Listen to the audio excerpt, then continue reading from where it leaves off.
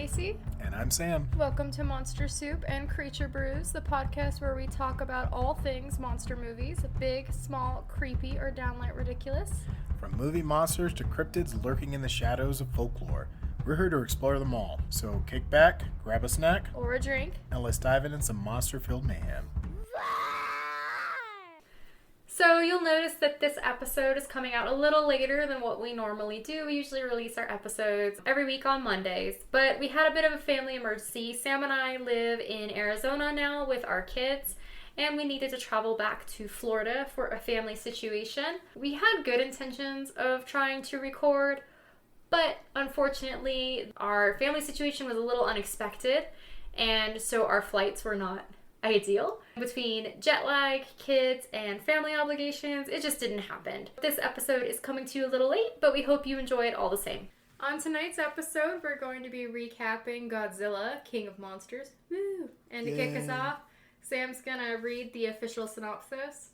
The cryptozoological agency, Monarch, faces off against a battery of god-sized monsters, including the mighty Godzilla, who collides with Mothra, Rodan, and his ultimate nemesis, the three-headed King Ghidorah. Alright. And ChatGPT explains it badly as a giant lizard with serious anger issues and a radiation addiction wakes up from a nap, immediately throws hands with a three-headed alien dragon, and gets backup from a giant moth that dies just to make him stronger. After a citywide wrestling match, he vaporizes the competition, and everyone just agrees that he's gonna be king now. That's so accurate. It ain't wrong. The movie opens up with a flashback in the middle of Godzilla 2014. We see Godzilla just doing his thing, stomping through San Francisco. There's a couple searching through debris for their missing son. And then it cuts to the present, where we see the mom is looking at a news report of a mass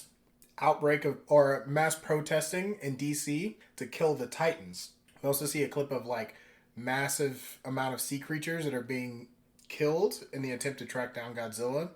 And the news report reports that it's been 5 years since the first movie. We also see that the government is pressuring Monarch to give up all the information they have on the Titans. Then we get introduced to a young girl named Maddie, who's reading an email from her father showing that they haven't been in contact for a few months, and Maddie starts to write back saying that she's starting to get worried about her mom when the bacon she's cooking starts to burn. And you hear alarms go off, and the mother comes in to try to take care of everything. And then they have a brief conversation about the email from her dad, how she doesn't want her to get hurt again, alluding to a lot going on with her work because of the completion of a new device, the Orca. An earthquake shakes their living quarters, and the camera pans out in what looks like a rainforest in the middle of China with a pyramid. They cut to an underground facility with a giant pulsing egg, which very quickly hatches into a giant worm, or as we know it, Mothra. In all of these movies, the complete lack of concern about the sticky-looking, pulsating cocoon egg things is astounding to me. Why are people walking up and touching them? On top of that, you would think that after the several instances of people just getting wiped out every time one of these hatches, that they would have a few more safety precautions. Right, this is not the first sticky-looking egg. In fact, there have been years in between the other sticky-looking eggs of death. Maybe let's not build walkways around them to poke at them and touch them and take selfies with them. I understand having the scaffolding around if you want to take readings or inspect. With the technology we see in this movie, you would think they would have robots to do this shit. A drone would be a lot safer. Yeah, there's got to be better ways, but I digress. They're just... Basically, nobody ever learns to bob and weave when they run. They all run in straight lines, and they all touch the sticky-looking eggs. Yeah. Well, the egg is pulsating and very quickly hatches into the giant worm. And then they try to activate some type of containment field.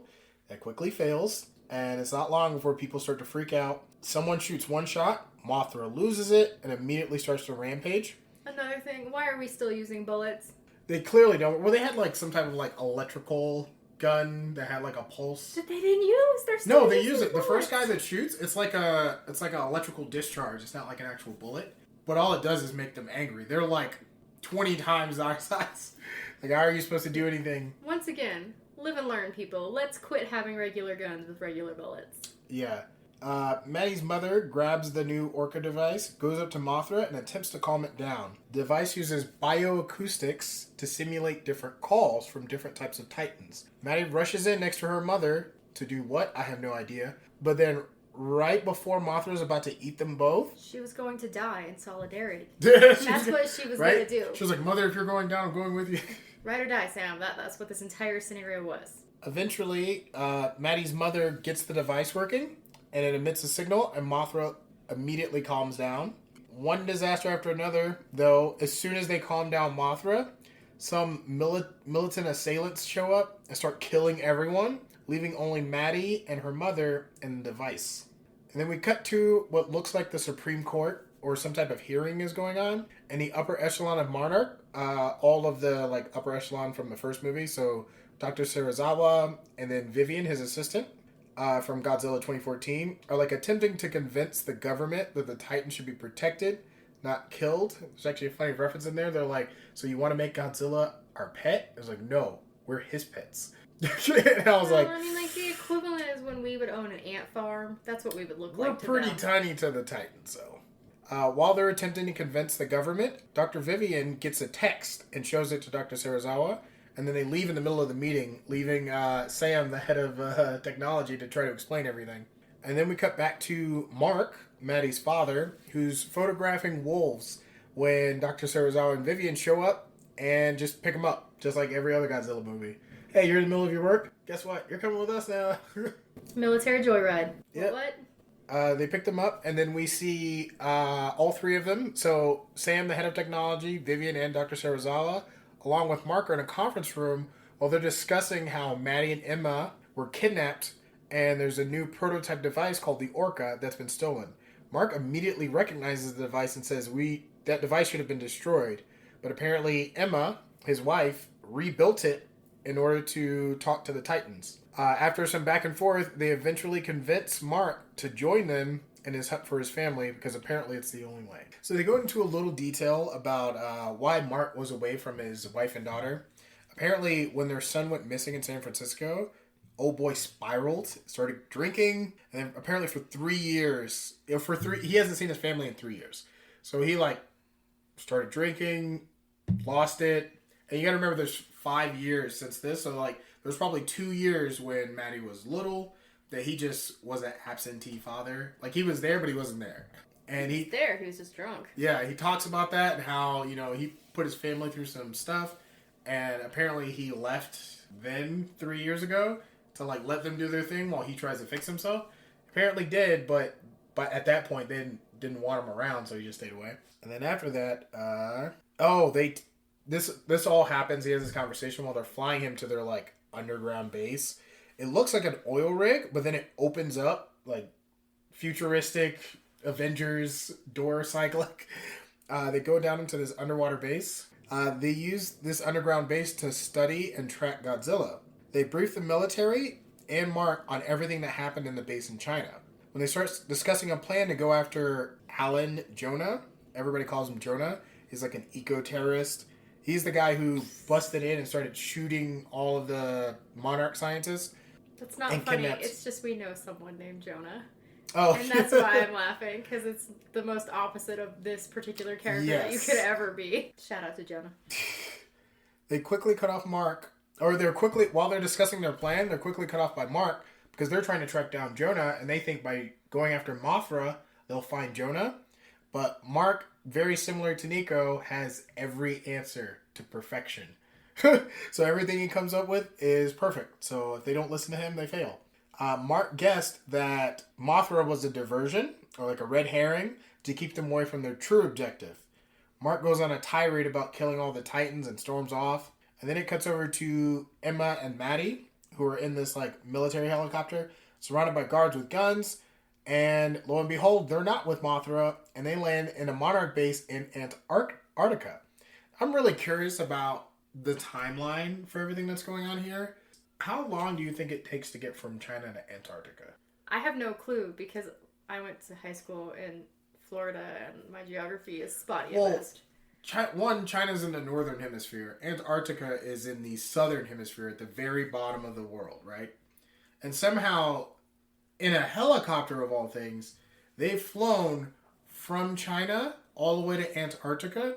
They don't really cover how much time it took to have that have that little conversation with the Supreme Court, pick up Mark, get to the underwater oil rig base, and then also find Mothra, because they located Mothra and they see Mothra in like a cocoon, but then they cut to this Antarctica base, and somehow they're going to manage to discover that they're at the Antarctica base, fly there, and intercept them before they free Hydra. I can't fathom how improbable this all is. It's just baffling. It just, the math doesn't math there. Fair, but also we are freeing Hydra from a giant block of ice that didn't kill him, so I don't know that we're going on like lots of science here.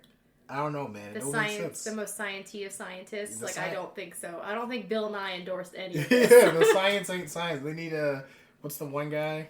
Bill Nye, the science guy. No, the black guy that's always doing the physics stuff. He's on the Big Bang Theory, I know that. Yeah. Neil deGrasse Tyson. Well, I knew it wasn't Mike Tyson, so I'm winning there somewhere. Yeah, Neil deGrasse Tyson, and just like, fact check these dudes. Emma and Maddie are in the military base. The guards do the same thing. They kill everyone, and I got to tell you, for such a large organization that's tracking these giant monsters, the fact that their security is like being overrun by like 8 dudes. Woefully underprepared. For especially, once again, track record has proven that when these monsters inevitably hatch from their disgusting looking eggs, they're going to kill all of you. So let's have some more guards. Insane that they don't have some type... Now, the Antarctica base, I can forgive them. Who the fuck thinks they're going to get attacked in Antarctica, right? It's almost impossible, 1, to get there, and 2, to survive there long. So that one I'm not surprised about, but the China base, they should have been better prepared. It makes no sense. I'm going to maintain, once again, these things get out and kill everybody. Let's just go with being prepared, period. Anyways, they quickly kill off all the surface guards, head down into the base. I put, by the way, what garbage security? We see a giant wall of ice that looks like a 3-headed dragon in the ice. They drill holes and place a bunch of explosive charges, and then they use the orca to analyze I'm assuming they're analyzing Hydra to figure out a good frequency. I don't understand how that works, because they should just have one frequency. Not that so much, but Hydra's frozen, so hypothetically everything would be frozen, so he wouldn't be emitting a frequency. Well, I think they're getting the frequency ready for when it gets out. Oh, okay. To try to control it in some way. But then it cuts back to Mark, who's watching a home video of his family before the San Francisco attack. And then alarms start going off. They head into the central facility.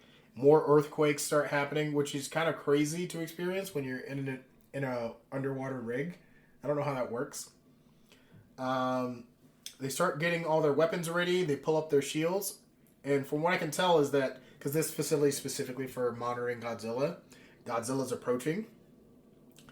Mark tells them to disarm all their guns, raise their shields, and just wait. And you see, this is probably one of my favorite parts of the movie, Godzilla just gooning.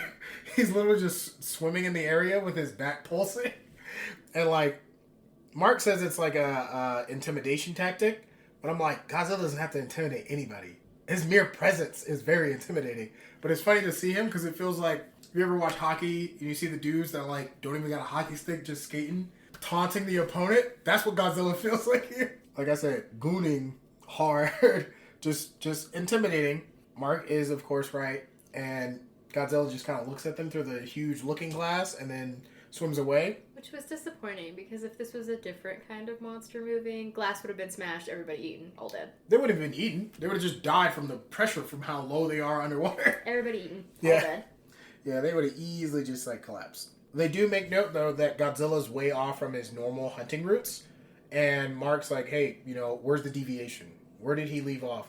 And then it points to, guess where? Antarctica. So they get in their like supersonic jet and head off to Antarctica. And they arrive just before they're about to detonate the charges.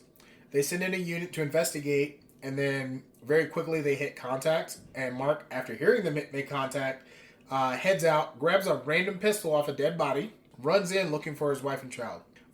We see Colonel Diane. I'm not sure if it's a marksman rifle or a sniper rifle, but she's like honing in on like the militant group, and she's about to take a shot at their leader, Jonah, when Mark shows up and demands they relieve his wife and kid. The Colonel takes out one of the assailants, the one specifically who was holding the detonator for the charges, and it lands on the ground. But she can't get a clear shot of their leader. Maddie is about to run to her father and hesitates a little bit, and you see this moment where she's looking back and forth between her mom and dad and essentially having to pick. Eventually she stays with her mother, and Emma picks up the detonator and blows it up. And this is where my notes say, this bitch is crazy. Yeah, you could definitely see. She has that look. She has that look. Because at first, I'm thinking, all right, she's just in a really bad situation. Right, at first, she seems like she's held hostage. Right. There's this scene where she walks Maddie, her daughter, past all these, dead bodies.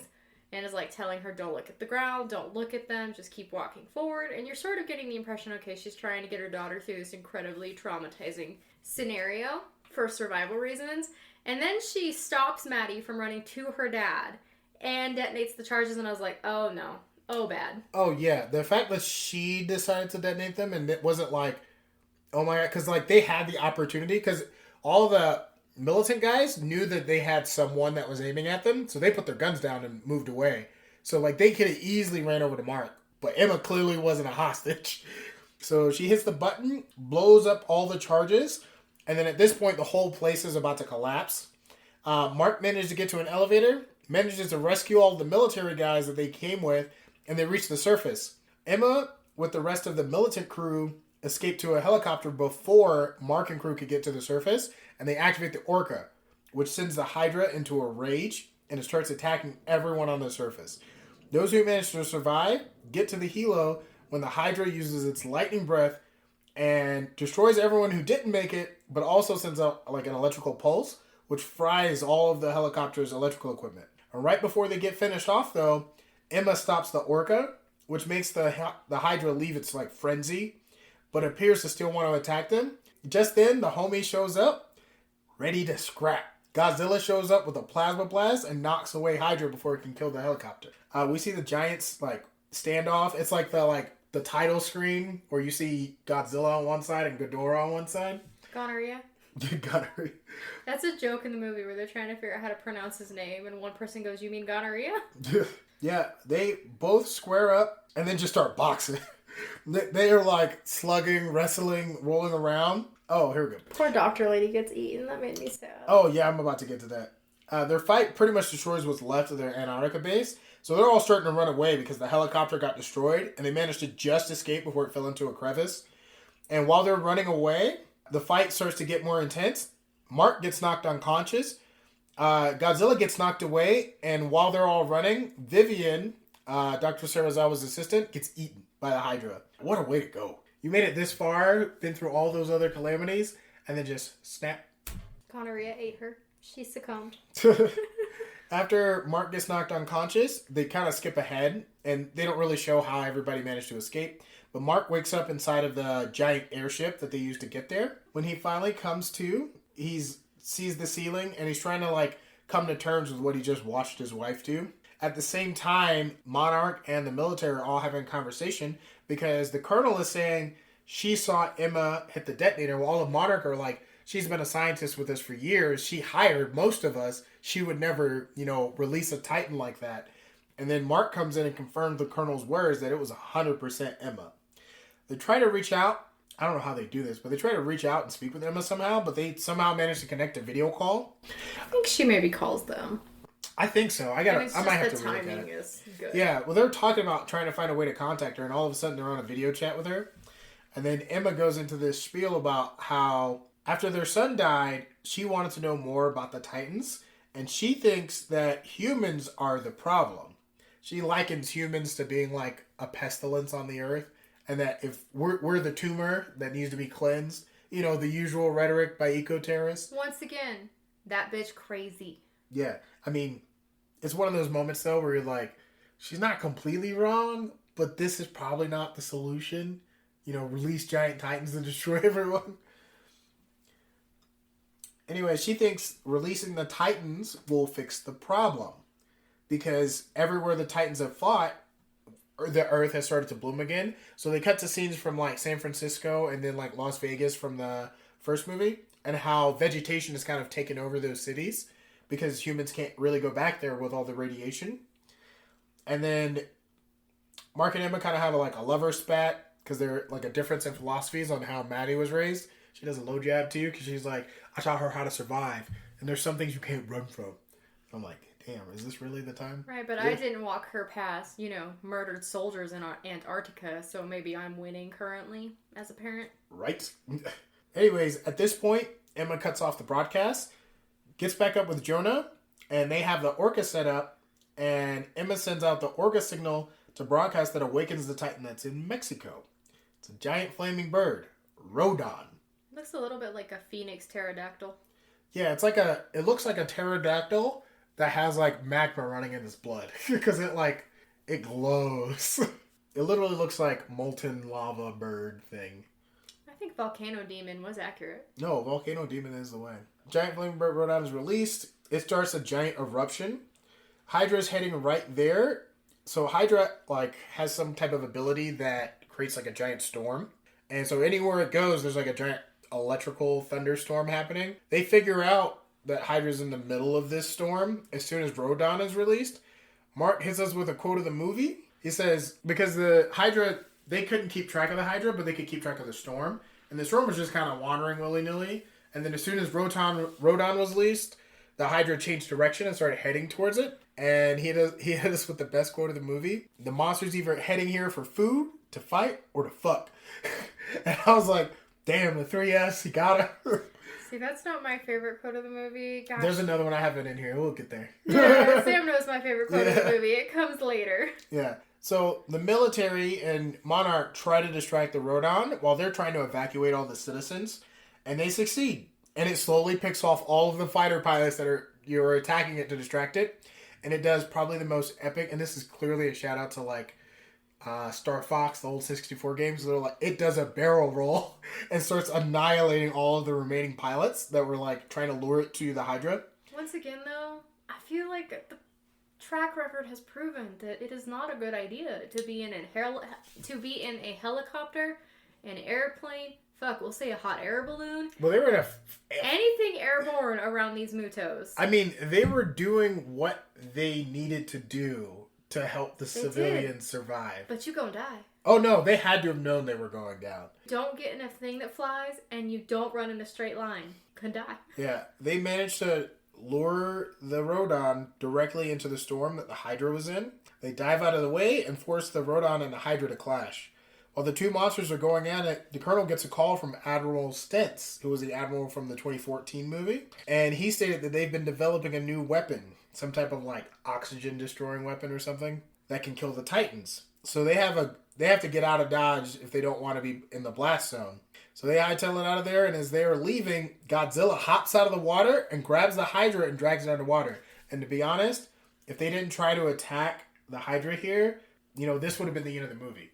It's just, I can tell you, even without knowing anything about the details of that weapon, the only thing it was going to kill was ocean life and people. Well, yes, we actually find out that all of the ocean life, that there's a news reports in the beginning that all of the tracking of Godzilla was causing all of these sea creatures to die. What was actually happening was the military was testing this new weapon, and it essentially knocks all of the oxygen out of the water, so all of the sea life was just dying because they couldn't breathe. Sea creatures still need oxygen to live. They just filter it through the water with their gills.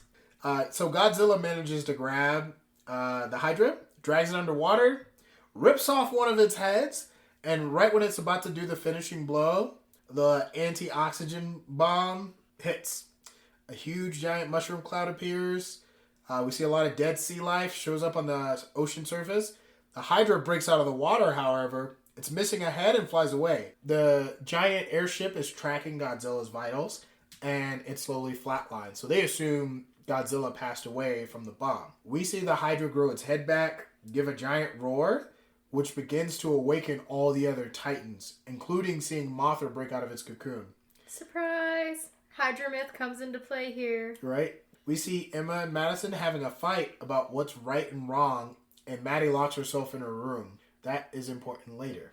Well, like any 15-year-old, she's angsty. Well, I mean, for good reason, though. I mean, her mother probably fed her some bullshit about how they're doing the right thing and saving the Earth.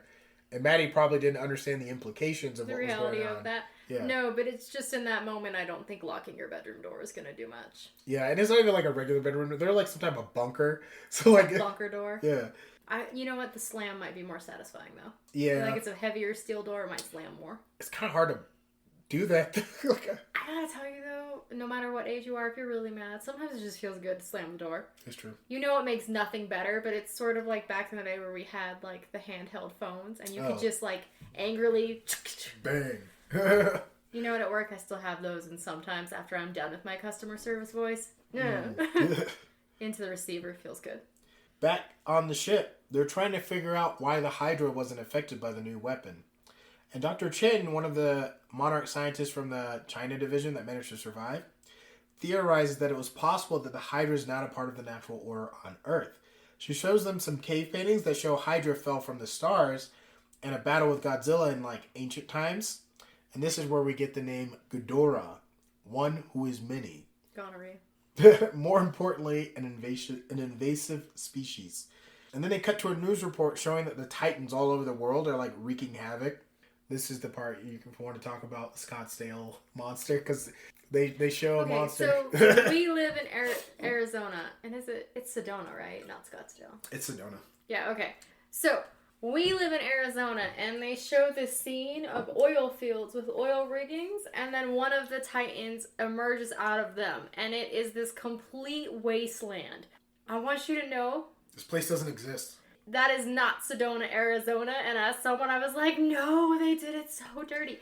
Sedona is full of red rocks and hippie people who think they can commune with the soil and like sell you crystals. There are no oil fields. Justice for Sedona in this movie. And we get the worst Titan. We get this one with like a weird squid-looking face. Yeah, the Scylla. Is it Scylla or Scylla? Scylla. We get Scylla. It was much cooler to be in Mexico and have Rodan. Yeah, giant fire pterodactyl. We get a squid-looking crab thing. Yep. So they show a lot of footage of each of the Titans kind of wreaking destruction.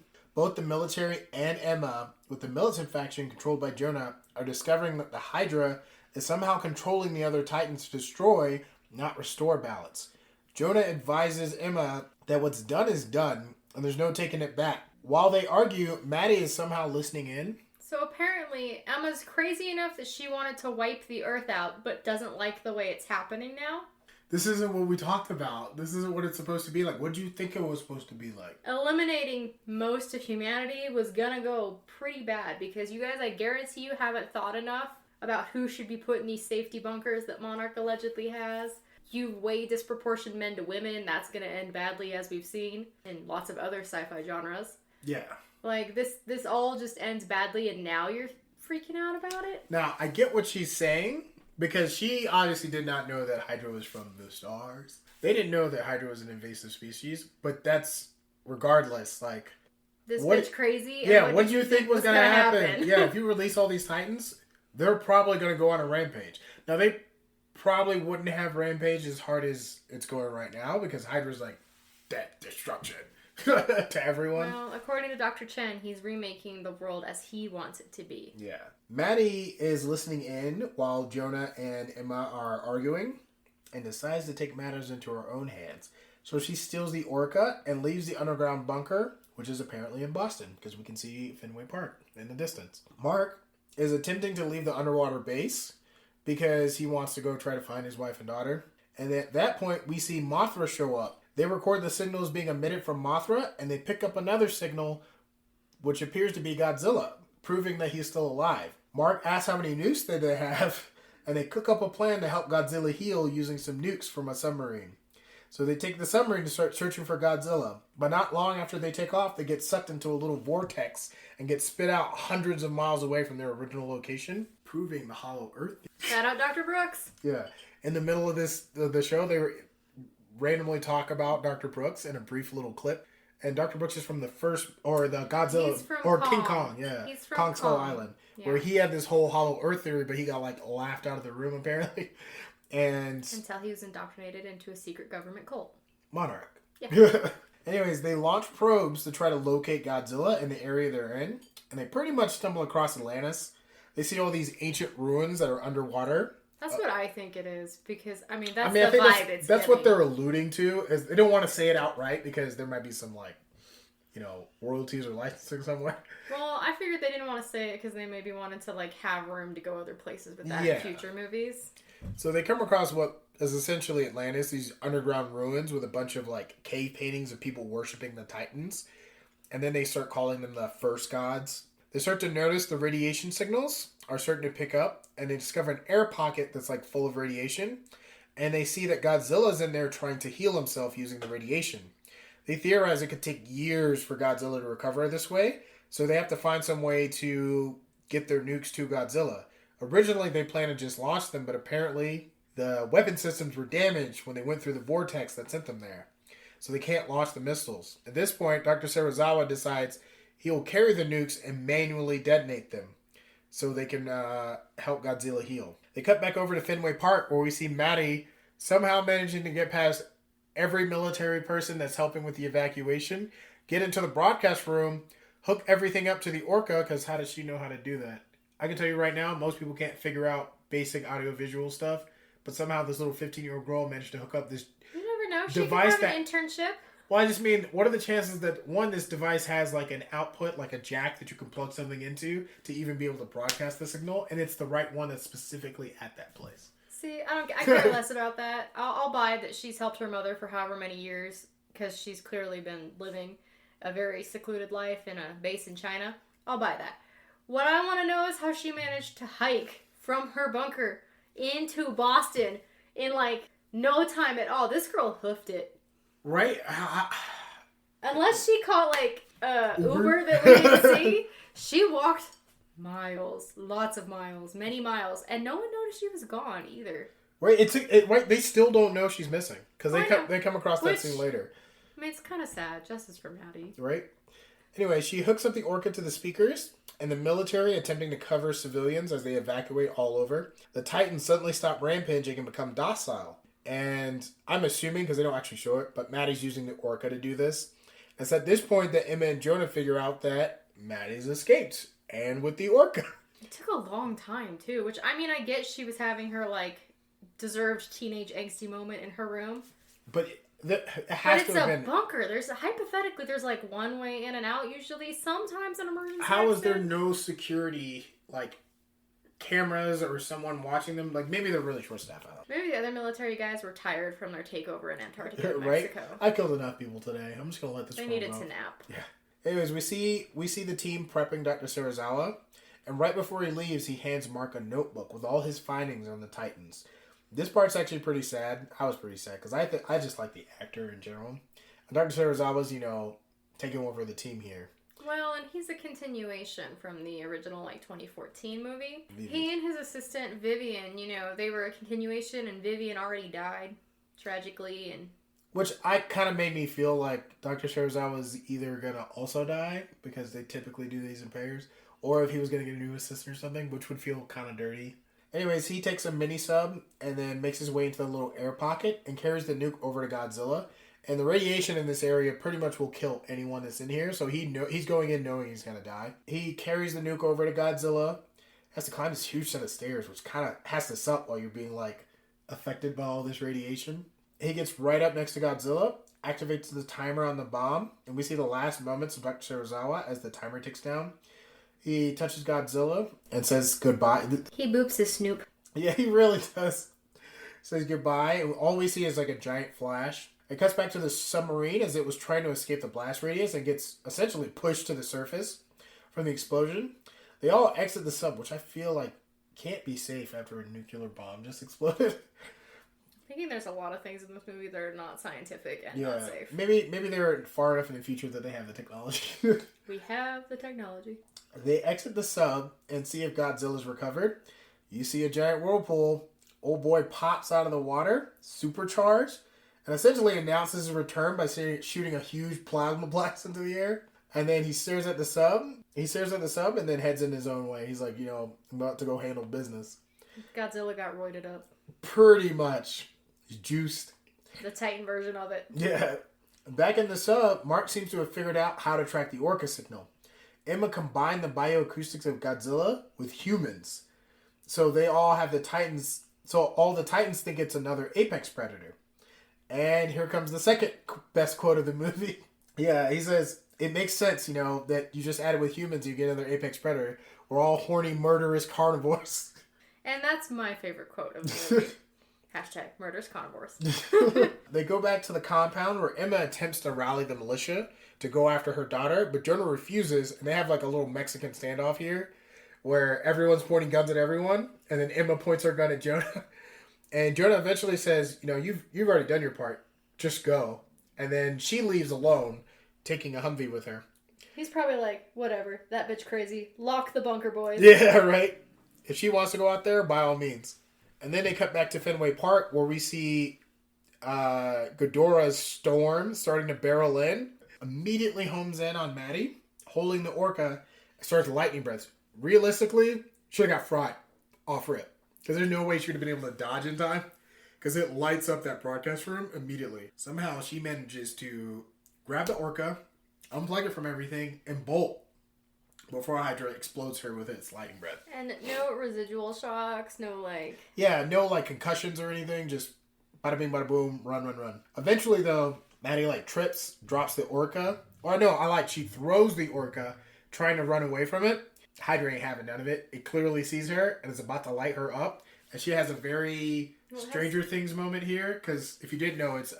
Millie Bobby Brown. Millie Bobby Brown is the actor who plays Maddie, and she does the L screaming into the air, her psychic powers are going crazy.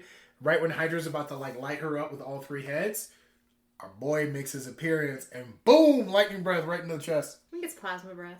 Yeah, plasma breath, sorry. Which, once again, you would think there'd be some, residual effects in the surrounding air that would... some radiation? Yeah, it's a concentrated beam, though. Well, like a sonic boom, almost. You think it would sort of throw you back. Yeah. Once again, not a scientist. That thought isn't scientifically based. No, I'm just but feeling like there would be some sort of residual concussion. shock. Yeah, some type of concussion to go off. Godzilla comes in, all juiced up. And they comment on this, saying that, apparently he's about to go nuclear. And they have about 12 minutes to get in and out before Godzilla... explodes, essentially. The military and Mark fly in on a helicopter attempting to find Maddie and the orca. They locate the orca pretty quickly, but can't find Maddie anywhere. As soon as they're running back to the helicopter, it gets destroyed by a stray plasma beam or lightning breath. Can't remember which one. And then they just cut to Monster bullshit. It got destroyed by monster bullshit. These next few scenes is back and forth between the monster scrapping and them trying to search for Maddie.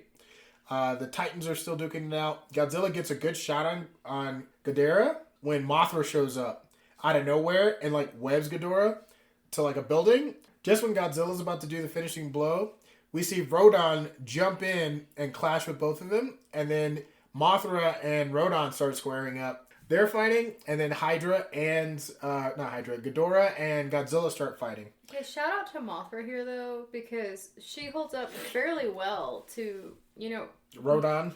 Moth wings are just not the same kind of thing as, pterodactyl There's a wings. reason they say moths to a flame. Yeah. Moths typically die when they go into the flames. They just...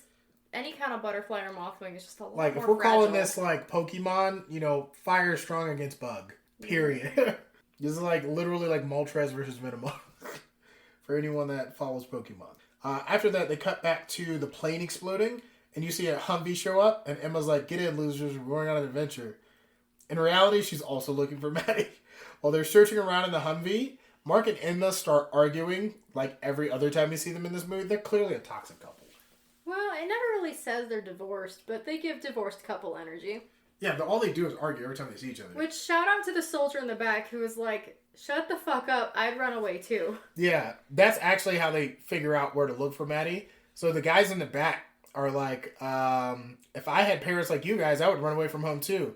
And they both stop and they're like, home. If you didn't know, Emma and Mark are both originally from Boston. So this is where their home actually is. And so they begin searching for Maddie at their old home. And apparently Monarch pays well for them to have a house close enough to Fenway Park that Emma was able to run there through debris and monsters fighting. Yeah. While the Titans are still battling it up, Ghidorah, biting onto a giant transformer, gets an electrical boost and starts exploding with power and manages to knock Godzilla back. And Godzilla's on the verge at this point because we're minutes away from him exploding. And the battle with Mothra and Rodan comes to a close as well. Mothra manages to bait Rodan in, and she impales it with her little spike on the back of her butt. I don't know if moths actually have that. I don't think so. I've never heard of that anyways. All I can say is that I've never seen a moth or had one land on me and be concerned that it was going to stab me. Yeah. So I'm going to say this is a Mothra exclusive thing. But that doesn't mean that there's not a moth I don't know about in like Africa or Australia. There might be like a specific moth that has, you know what I'm going to say? If there is one like that, it's in Australia. Oh, 100%. Australia has everything. That's crazy. But, you know, in general, I've never been concerned versus like, you know, I have been stung by a scorpion. I know that that does really hurt. Yeah. Mothra manages to impale Rodan, and Rodan, like, falls down. They cut back to Mark and Emma, who were right. Maddie ran back to their house, but by the time they get there, it's been destroyed by the Titan fight. They're looking around the area. They see a hand sticking out of a bathtub that's covered in debris. They remove the debris, and lo and behold, they find Maddie.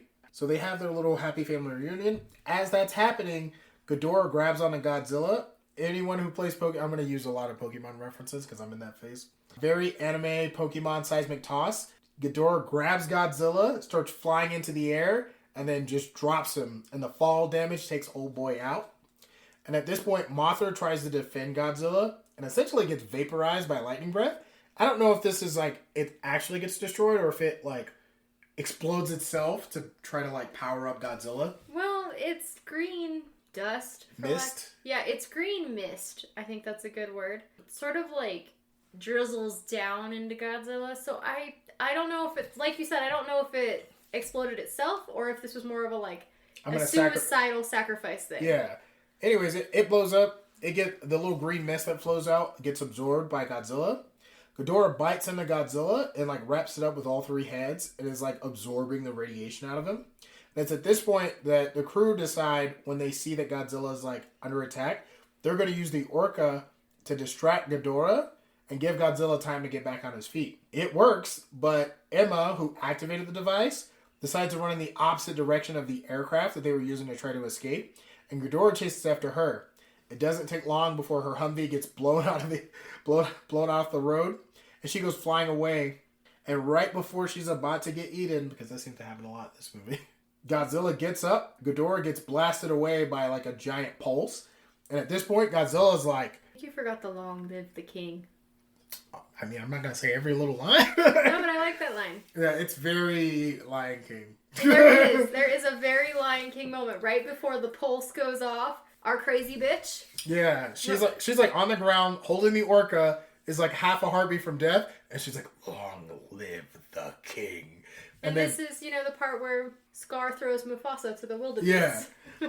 And Godzilla, he's critical mass at this point. He's like glowing red and is pulsing out radiation. So his plasma breath isn't even working. His back is lighting up, and every time it hits to the top, boom, a giant like concussion happens. And Ghidorah's like constantly being knocked back. So Godzilla's essentially in God mode at this point. So Ghidorah's like continuously shooting lightning breaths, and they're just bouncing off of Godzilla, and he's just walking up like he's him. And just every pulse is pushing Ghidorah back further and further until Godzilla like explodes, and there's like a giant nuclear explosion, which I put a side note in here. I don't know how Emma survives this, because this is no different than like a nuclear explosion. It's not like he can target just Ghidorah. The movie heavily insinuates that she does not, and that she is killed. Do they? We don't see her, because there's that whole scene where Mark is holding Maddie as the plane flies away, and she's crying and screaming, and... But yeah, they don't show her dead either. They don't show her dead, but... To be fair, she would normally be vaporized at this point. Definitely some pink mist shit. I'm gonna extrapolate and say, unless they shock us in the next movie and bring her back, she real dead. But that's probably really the best case scenario. Otherwise, she's definitely facing a some type of mutation. Well, no, but like an intense war crimes trial. Oh yeah, I would hope I was dead. And she's betrayed all her friends. She blatantly murdered everybody she worked with, all her coworkers. There's no good things at the other end of this for Emma. After the fallout clears, we see one of Ghidorah's head break out, and they kind of make it look like Ghidorah might still be alive. But in actuality, that head is actually in Godzilla's mouth, and he's like shaking it around, and then he tosses it into the air and just like plasma breaths it. Then we see all the Titans somehow manage to make it to hear. I really need to know. I need a clock that shows what time it is every time. They can go through the Hollow Earth. Can they all? I know Godzilla can because he can go underwater. I don't know if all the other ones can. Are they aquatic? Hypothetically, they can go through the tunnels. Rodon is the only one who should be here, and maybe. Oh, I mean, Mothra's dead for now, but I don't foresee how any of these other Titans managed to make it in such a small time. You don't know. They could have secret gills. Very well. They don't exactly look normal. So all of the Titans show up. We even see the Muto from the first movie. I'm assuming this is another one. It has to be, because the first movie ones were eaten. Oh, no, they're definitely dead. Yeah. We watched the jaw wrench and the plasma beheading. They're not there. This is their cousin. Godzilla screams to the sky, announcing his reign. Some funny newspaper articles from the credits. So this is the end of the movie, and then the credits start rolling. There's just a bunch of news headlines that show up right after the movie during the credits. It's like, Titans return to natural environments. Monarch releases Titan studies to public. Rodon nesting in volcano north of Fiji. Mysterious rainforest blooms in Sahara Desert. Monarch, decades of secrecy revealed. It was like a Netflix title. Godzilla's path through Pacific brings life back to reefs, restoring fish populations. Monarch confirms ancient Greek origin of squid-like titan known as Scylla. Justice for Sedona. Godzilla keeps Titans in check. Behemoth Titans restore deforested regions of Amazon. Scylla slows ice melt in Antarctica, stabilizing sea levels. As ecosystems heal, 14 species taken off endangered list. Ancient rivalries between Titans suspected. Breaking news, travelers on the Carnival Breeze received a surprise visit from #Godzilla on Tuesday as they traveled from Miami to Cuba. Hypothetically, though, if you lived in this world, is there anything that would ever make you get on another cruise ship in your life? Fuck no. Like, if this is your reality... I'm trying to be as landlocked as possible. I don't want to be anywhere near the ocean. I'm not going near any major cities, because so far we've watched San Francisco, Vegas, Hawaii, Boston get obliterated. We're staying in the middle of nowhere in Arizona. Yep. That works for us. I mean, there was a Titan there, but... No, it's over in Sedona. Yeah. Titan waste could be valuable energy source. Are prehistoric plants new superfood? This feels so clickbaity. Like, all these articles seem so clickbaity. Seismic disturbances reported on Skull Island. Now, this is where things start to get interesting.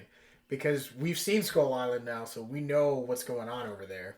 So hypothetically, when all this orca stuff was going on, do you think that Kong had his hands full of skull crawlers? Probably, or something was going on Skull Island. Poor Kong, he got bitten. Yeah, seismic disturbances reported on Skull Island. New Titans drawn to Skull Island. Monarch boosts forces around Skull Island. A lot of these are about, they're leading up to, I think, Godzilla vs. Kong, or Godzilla X Kong. Monarch finds massive egg. Could be second Mothra. Ancient Hollow Earth. Humans coexist with Titans. Monarch to explore Hollow Earth. Monarchs seek to discover origins of Titans beneath Skull Island. What is a king to a god? Cave paintings of Titans resembling Kong and Godzilla discovered. After all the credits are done, we see a scene where Jonah's buying one of the heads of Ghidorah. Thoughts and feelings about this movie, Sam? I did like all the boxing. When I watch one of these movies, a Godzilla movie, I want to see the monster scrap. And I got to see a lot of that, so I'm pretty happy. This was clearly like, you know how the Avengers movies, like, they were trying to build up the story to let you know there's going to be more, and how all the side stories come in. This was clearly the lore dump movie, where they're trying to help explain everything there is about the monsters. Because in the 2014 movie, it was clearly like, we don't know anything, and we're going to keep you in the dark about everything. So anything that happens, you experience it at the same time as everyone else is experiencing it. This time around, they were clearly trying to, like, give you as much information as possible, so they don't have to do it in follow-up movies, is what I'm theorizing. But that kind of made the movie long and kind of drag in parts, where I was just like, can we get to the fighting? I want to see plasma breath and lightning breath. This is probably an unpopular opinion. I didn't really like this movie that much. It wasn't that great. Like, I didn't like the design for Hydra. He looked... Oh, you said that a lot when we were watching it? I did. Yeah. So he looks like our 4-year-old's bath toys just blown up. I don't know. He seemed more cartoony than some of the other characters. Yeah, so, like, all of the other Titans, they look like giant monsters should. Because the Hydra is a dragon of sorts, it has to have, like, scales, which kind of makes it look... The CGI can't capture that. So, like, we have insects that exist in real life, right? So when we look at the, like, Muto, it looks like a blown-up flea or something. So it looks like an actual insect. They don't really have anything to base that on. Because Godzilla is based off like lizards. So it makes more sense. The Hydra, and I think a part of this is also Hydra's supposed to be not a part of the natural order. So I think they made it look a little different. But that did make it look a little cartoony. He looked like one of our 4-year-old's bath toys that he buys, like the little dinosaurs from Tractor Supply. And I really didn't care about any of the characters, whereas like in the other movies... Even in Kong. You know, like you really like wanted them to survive and you were rooting for them and you felt bad when some of them died. I didn't feel attached to any of these characters. Mark could have died, I wouldn't have cared. And the only person I felt bad for was when Dr. Zarazawa? Yeah, when he did his snoot boop. Yeah, and he blew up. That was sad. That's the only death. Everybody else was kind of like, meh. So I don't know. This really wasn't a favorite for me. I honestly, if they don't bring any of these actors back in any of the follow-up movies, I could care less. I do hope they bring back the one guy who makes all the good quotes, though. That guy was funny. That guy was funny. Sadly, we don't remember his name clearly. No, I didn't even look it up. Just funny guy with funny quotes. He was like the one comedic relief. I wasn't a big fan of this movie. I did enjoy kind of seeing more of the Titans. I think for me, it's one of unless I'm watching all of them together, I might not watch it again. Well, and I'll be blatantly honest. I prefer my monster movies to be a little ridiculous. I like to be able to laugh and be like, that's dumb. Well, how I look at it is like Godzilla 2014, I would watch that by itself and just enjoy it. This one, I feel like, unless I'm trying to watch all of them in order again, I don't know if I would go back to this one. Yeah, so overall for me, and that's the vibe. Thanks for watching. You've listened to the whole recap now, and if you like what you heard, give us a rating, but just a nice one. If you didn't like it, go on with your day. Bye.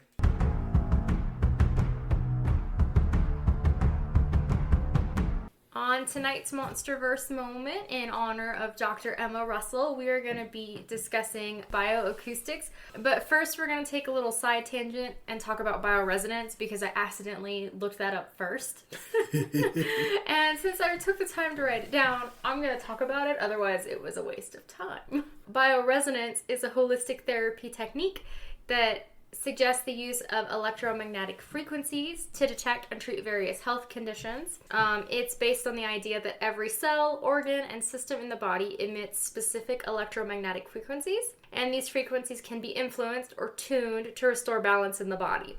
Practitioners of this therapy use special devices that measure these frequencies and aim to correct imbalances, often with the goal of improving overall health, boosting the immune system, or addressing conditions like allergies, pain, chronic illnesses, etc. However, bioresonance therapy is controversial, and scientific support for its effectiveness is rather limited.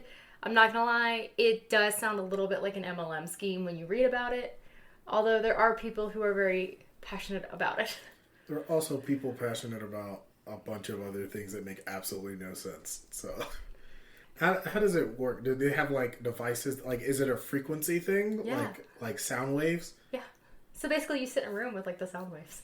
I said it felt very MLM when I was reading about it. I was going to say, because there was like, we can test these things. So like there would have to be some like insane proof. People do use this for animals, which is why I didn't realize I had taken a left turn and gone down the wrong rabbit trail.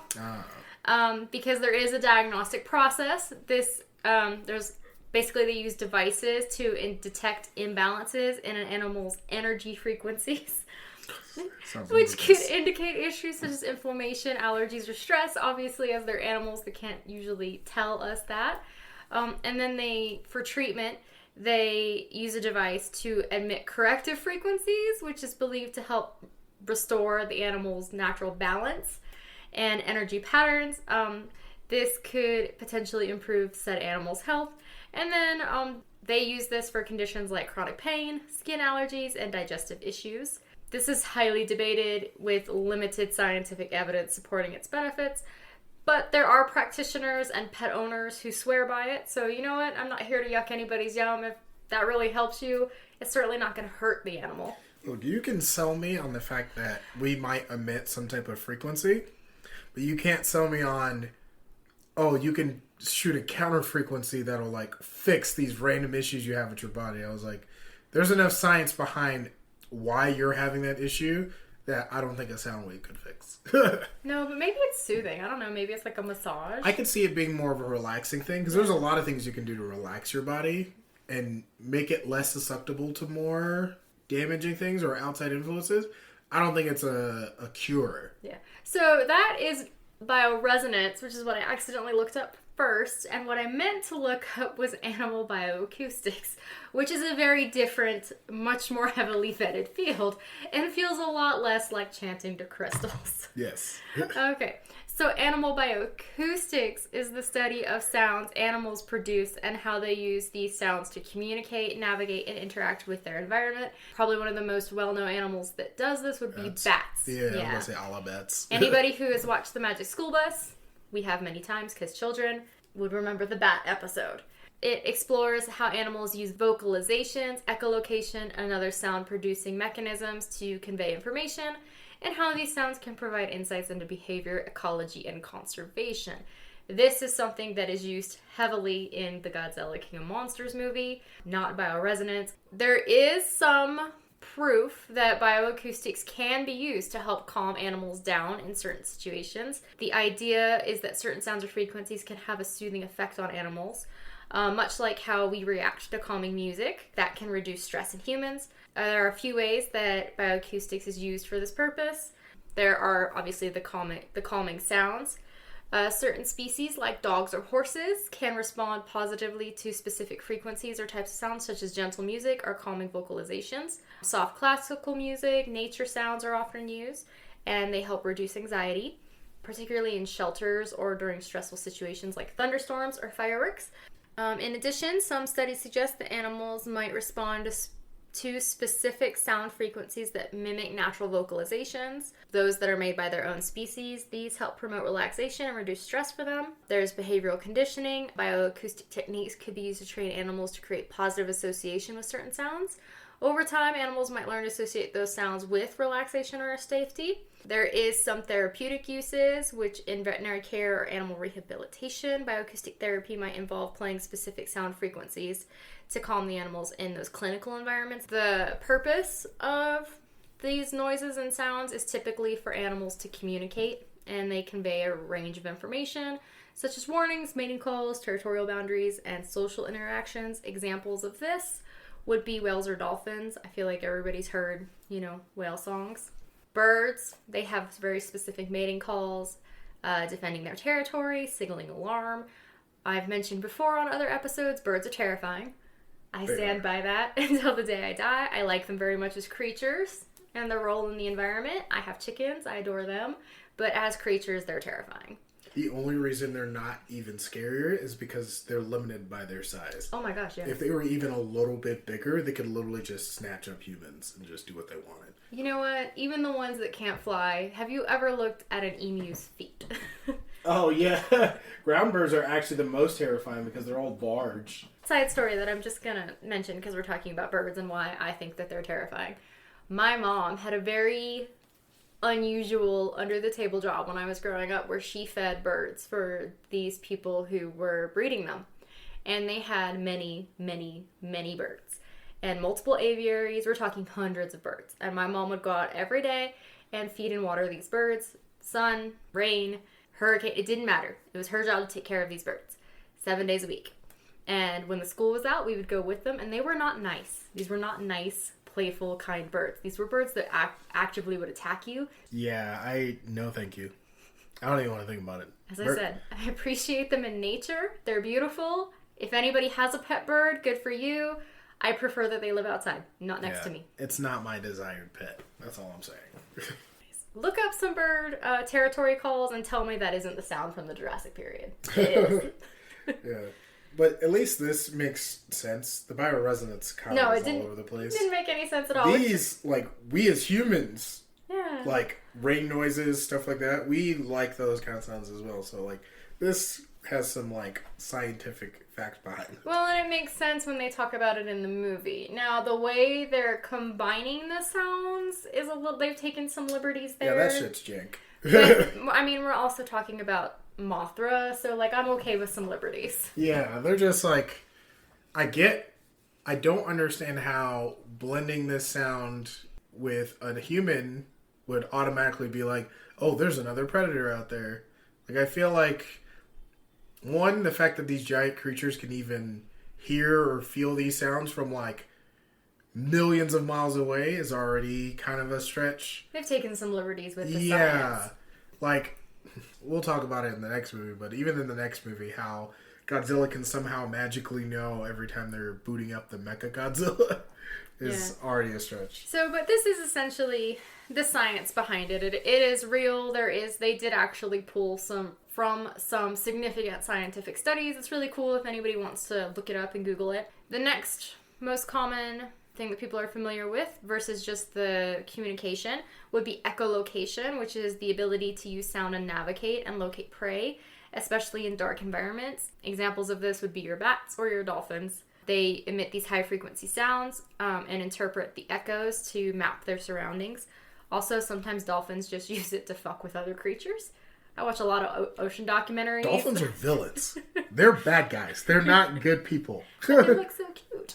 Yes, but they I don't want to go into it because they're just really, really evil creatures. I just watched this one ocean documentary where a dolphin was literally like emitting a frequency to fuck with the creatures in the sand so they would come up and then they could eat them. Yeah.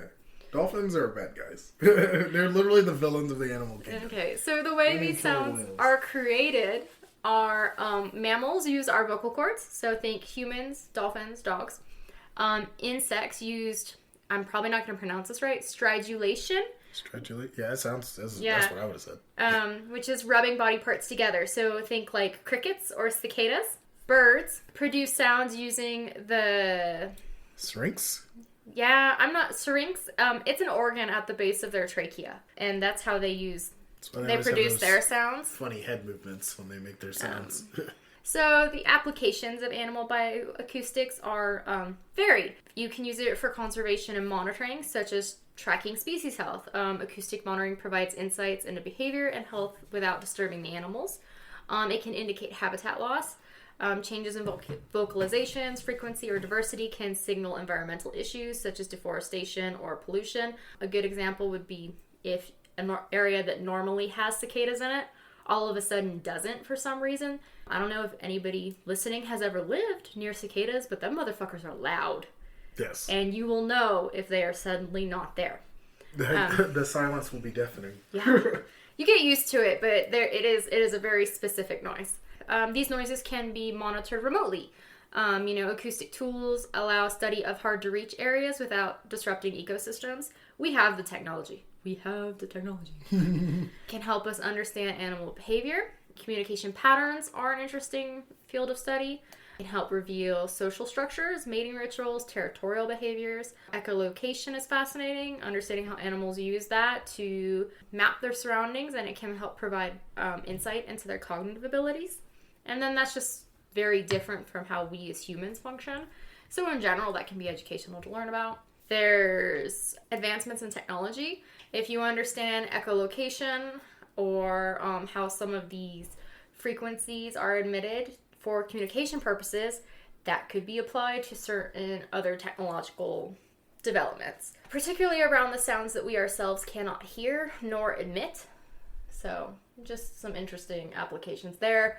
But if you start to research that, you start to go down some conspiracy theory trails, so I'm not going to dig too much into that. So, some of the key challenges in and around this research is noise pollution. Human-made noise disrupts animal communication, navigation, and hunting. Think bats in big cities. It's going to be a lot harder to pick up on those echolocation frequencies. Environmental changes, rapid destruction in habitat or climate can alter animal behavior and vocalization patterns, making it harder to monitor some species health. And then, just like anything, there's always, controversies and difficulty finding funding and all of that other stuff. So that is our MonsterVerse moment. A little bit about bioresonance, which I didn't know existed, and now I do. So if you love that and want to go try it out to see if those frequencies help you, let us know how it works out. And bioacoustics, which is what I meant to look up and is an actual scientific field. So if you like what you heard, leave us a review, but only nice ones. Give us 5 stars, and we'll see you next week. Bye.